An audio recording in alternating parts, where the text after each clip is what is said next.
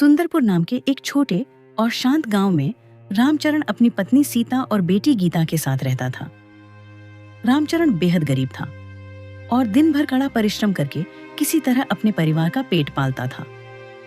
समय बीतने के साथ उसकी बेटी गीता अब विवाह के योग्य हो गई थी, जिसकी वजह से रामचरण दिन रात उसकी शादी की चिंता में डूबा रहता था। एक शाम घर पर सीता ने इसी विषय पर बात शुरू की। अजी सुनते हो, हमारी बेटी गीता अब सयानी हो गई है। हमें अब बिना देरी किए उसके लिए एक सुयोग्य वर की तलाश शुरू कर देनी चाहिए। तुम बिल्कुल ठीक कह रही हो सीता। मैं भी पिछले कई दिनों से गीता के लिए लड़का ढूंढ रहा हूँ, लेकिन आज के जमाने में लोग दहेज की इतनी बड़ी मांग करते हैं कि मुझे कुछ समझ नहीं आ रहा कि इतने पैसों का इंतजाम कहाँ से करूँ। आपकी परेशानी मैं समझ सकती हूँ, पर बेटी का ब्याह तो करना ही पड़ेगा। आजकल बिना दहेज के कोई बात ही नहीं करता। हाँ, ये तो तुमने एकदम कड़वी बात कही। खैर, तुम ज्यादा चिंता मत करो, मैं कहीं ना कहीं से पैसों का बंदोबस्त करने की पूरी कोशिश करूंगा। अगले दिन रामचरण हमेशा की तरह मजदूरी के लिए निकल गया। घर पर गीता रसोई में दोपहर का खाना बना रही थी। तभी सीता ने उससे गांव में जाने की बात कही। बेटी गीता, मैं गांव में किसी काम से जा रही हूँ। जब तक मैं लौटूं, तुम घर के बाकी बचे सारे काम निपटा लेना। जी माँ, आप बेफिक्र होकर जाइए। मैं तब तक घर की सारी साफ सफाई और काम पूरा कर लेती हूँ। सीता घर से निकलकर गांव की गलियों में टहलने लगी। कुछ दूर जाने पर उसे उसकी सहेली माया मिली, जो बाजार की तरफ जा रही थी। अरे सीता, राम राम। इस समय गांव में कहाँ घूम रही हो? सब ठीक ठाक तो है? राम राम बहन। कुछ नहीं, बस ऐसे ही टहलने निकल आई थी। तुम बताओ, तुम कहाँ चली? मैं तो घर का कुछ जरूरी सामान लेने बाजार जा रही थी। वैसे बहन, तुम्हारी बेटी गीता अब बड़ी हो गई है। उसकी शादी की कुछ बात चलाई या नहीं? सच कहूँ तो माया, मैं और तुम्हारे भाई साहब उसी की चिंता में है। कोई अच्छा लड़का नजर में ही नहीं आ रहा।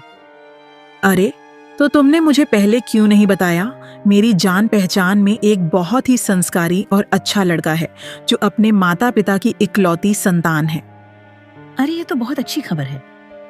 तुम मुझे उस लड़के के बारे में पूरी बात बताओ। मैं आज ही घर जाकर अपने पति से इस बारे में चर्चा करूंगी। माया से लड़के की पूरी जानकारी लेने के बाद सीता बेहद खुश होकर घर लौटी। माँ के चेहरे पर यह अनोखी मुस्कान देखकर गीता खुद को रोक नहीं पाई। क्या बात है माँ, आज आप बहुत ज्यादा खुश दिखाई दे रही हैं। कोई अच्छी खबर है क्या? हाँ मेरी प्यारी बेटी, आज मुझे तेरे लिए एक बहुत ही उत्तम वर की जानकारी मिली है। भगवान ने चाहा तो जल्द ही तेरे हाथ पीले होंगे। शाम को जब रामचरण दिन भर की थकावट के बाद घर लौटा, तो सीता ने उसे लड़के के बारे में सब कुछ बताया। रामचरण भी यह सुनकर उत्साहित हो गया। अरे वाह सीता, अगर लड़का इतना अच्छा है और परिवार भी मान रहा है, तो हमें यह रिश्ता तुरंत पक्का कर देना चाहिए।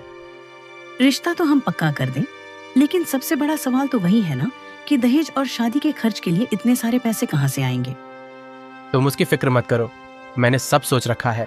मैं कल ही हमारे गांव के ठाकुर भानु प्रताप जी के पास जाऊंगा और उनसे कुछ पैसे उधार ले लूंगा। बाद में मेहनत करके चुका दूंगा। पर क्या ठाकुर साहब इतने पैसे हमें उधार देने के लिए तैयार होंगे? क्यों नहीं होंगे? मैं उनसे हाथ जोड़कर विनती करूंगा, वह हमारी मजबूरी जरूर समझेंगे।